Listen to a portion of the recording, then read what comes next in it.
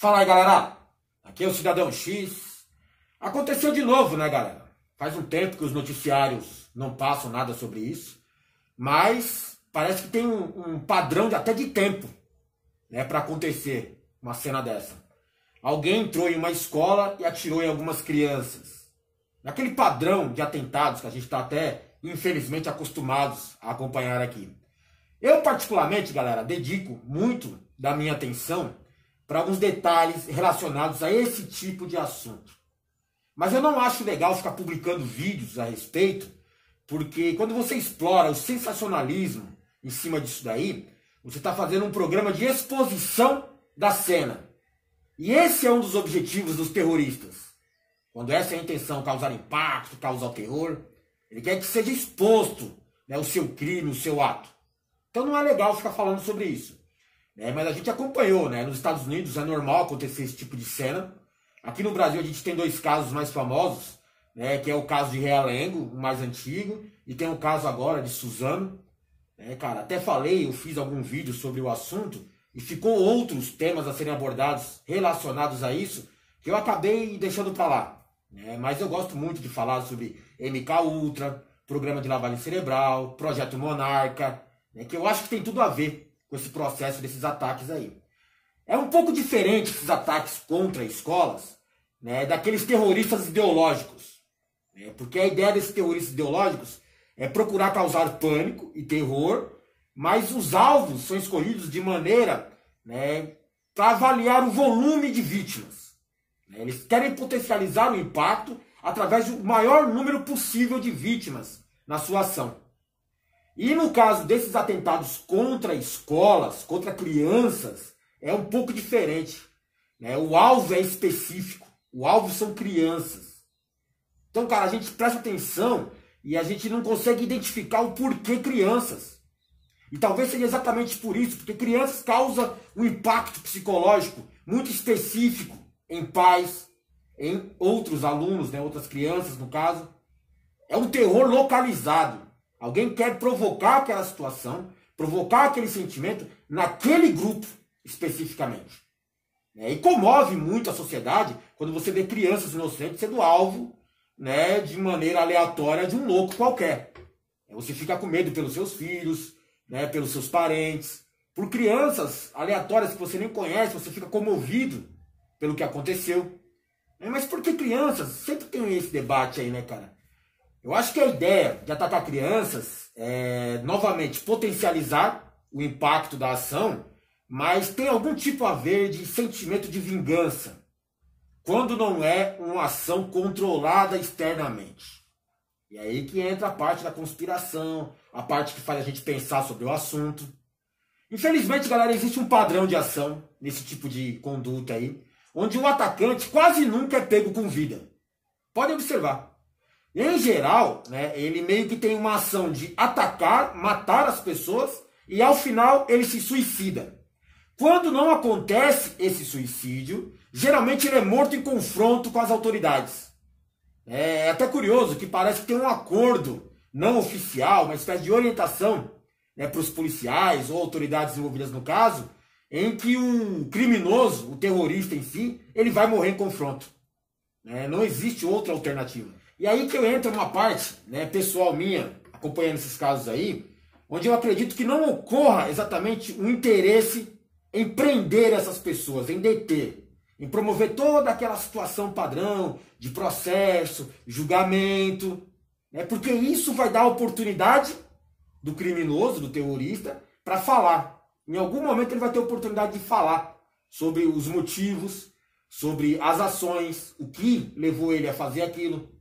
E é isso que as autoridades, ou melhor dizendo, é isso que o sistema sempre tenta evitar.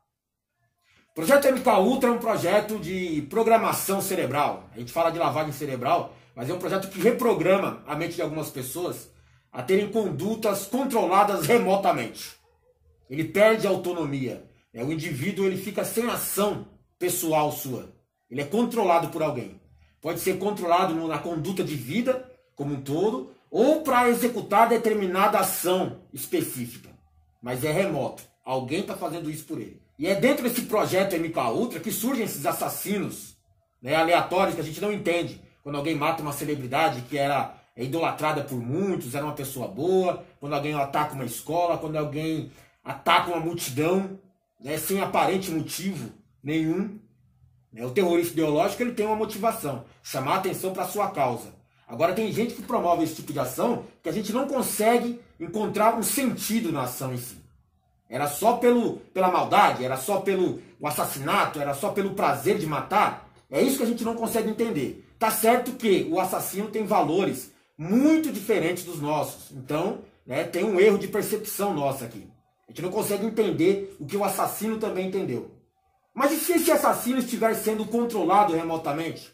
Como eu acabei de insinuar, através de algum programa governamental secreto? Como é comumente conhecido o projeto MK Ultra. A ideia deles é usar algumas drogas, alguns estímulos físicos, cerebrais, né, e reprogramar a mente de uma pessoa. Isso é real, cara. O governo, o sistema, ele tem um programa muito antigo e muito já, a essa altura, avançado a respeito disso. Tem um outro projeto relacionado, que seria o tal do Projeto Monarca. O Projeto Monarca seria como selecionar, né, identificar pessoas com potencial para serem reprogramadas ou programadas. Algumas pessoas são programadas, né, fisicamente, outras são remotamente também. Elas estão mais aptas a passarem pelo processo de lavagem cerebral, o processo de reprogramação mental. Enquanto que outras têm que ser, né, sequestradas pelo programa, né, para ter uma ação mais radical sobre a mente dela. Mas o Projeto Monarca faz isso, cara. Ele identifica essas pessoas, né, que seriam o alvo do programa, seleciona quem vai fazer o que dentro do programa, e aí sim ele aprende, né, aplica a parte da lavagem cerebral, da reprogramação, que é a tecnologia desenvolvida pelo MK Ultra. E como eu falei para você no vídeo, né, a ação padrão é executar o ato ao qual ele foi induzido, programado, e depois se suicidar ao final. E aí não deixar rastros, né, da existência, da programação desse sistema aí. E você não sabe o que aconteceu. O cara cometeu o ato, muitas vezes que a gente considera insano, sem sentido, e depois se matou. Ou seja, não tem explicação, só tem a consequência. Ocorre que em algumas situações, né, o padrão não é seguido. E a parte final do processo não é concluída com sucesso. Ele executa o ato, só que ele ou não consegue se matar, né, ou não quer se matar, acaba fugindo. Que eu acho que tem a ver com os instintos de sobrevivência da pessoa que superam a programação.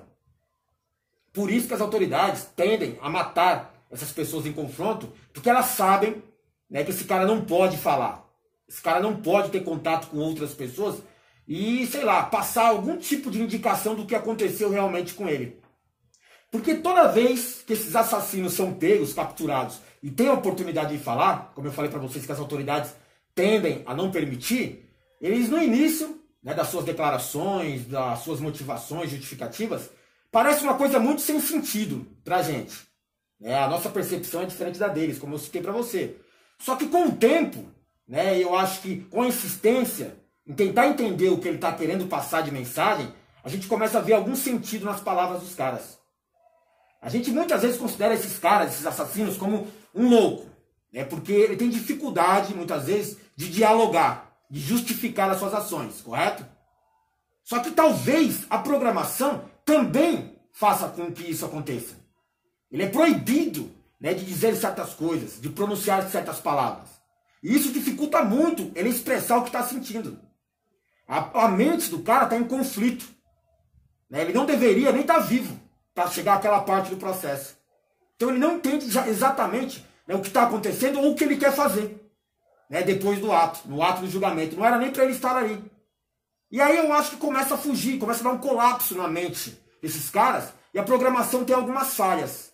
Muitas pessoas observam as justificativas e os motivos desses caras aí, e começam a entender que tem algum sentido sim. Estranhamente, assustadoramente, você começa a ver que, pô, peraí, esse cara não tá tão louco assim. Em outras oportunidades, se você tiver uma percepção um pouco mais, né, evoluída a respeito desse assunto, você vai perceber que algumas palavras alternativas que esses caras dizem, né, elas fazem sentido dentro da transmissão de algum tipo de mensagem. É como se eles estivessem, né, proibidos de falar uma certa coisa, mas eles ficam dando dicas para a gente entender. Perceba que esses assassinos, em geral, eles falam sempre de as vozes me disseram. Tem uma voz na minha cabeça que me disse para fazer isso. Um anjo falou, Deus disse para mim. E tem também aquele outro sentido que é mais antigo, que não acontece mais muito hoje, que é de, olha, estou sendo perseguido. Tem alguém me observando. Estou sendo espionado. Sempre tem essa paranoia. O programa de desinformação, patrocinado pelo sistema, ele é muito focado nisso. Em desinformar mesmo. Então você fica sempre sendo induzido a acreditar, a não dar sentido nas palavras daquele cara. A não acreditar em nada do que aquele cara disse, em palavra nenhuma, mesmo que aparentemente seja desconexa e faça algum sentido. Principalmente quando eles começam a fazer denúncias aleatórias, denunciando o sistema, denunciando o governo, falando da Matrix, dos Illuminati. Aí você realmente já vai considerar, rotular o cara de maluco. E tem aquela parte desses detalhes. As vozes me disseram. E se essas vozes não são exatamente fruto da fantasia desse cara? E se realmente houve uma voz em algum momento, da programação que eu falei para você, e que insinuou essa ação na mente desse cara? Que acionou um gatilho ao qual ele já estava programado. As vozes disseram, talvez não seja a loucura desses caras. E essa sempre é uma das principais cenas que eu presto atenção nesse tipo de ação. Só que é difícil você acompanhar isso exatamente porque eles não chegam a essa fase do processo, os assassinos. Muito poucos deles chegam a falar do que realmente aconteceu ou tentam falar sobre isso. Você vai pensar assim, mas o cara é louco, ele não fala nada com nada, as coisas que esse cara diz não tem nexo nenhum com a realidade. Cara, na verdade, muitas vezes, se você observar com detalhes a ação desse pessoal aí, são ações altamente complexas, que envolvem uma série de outras circunstâncias ali, ao qual uma pessoa comum não conseguiria cometer aquele ato daquele jeito. Parece que esses assassinos têm um suporte por trás deles. Eles têm alguém auxiliando na ação. E eles são orientados, existem os gatilhos. Tem pessoas que têm a programação remota, tem pessoas que tiveram ou passaram pelo processo de programação física, mas tem as palavras de gatilho, tem as músicas de gatilho, tem os livros de gatilho, tem as cenas, a imagem, a cor de gatilho, que aciona esse assassino. E aí ele vai cometer o ato.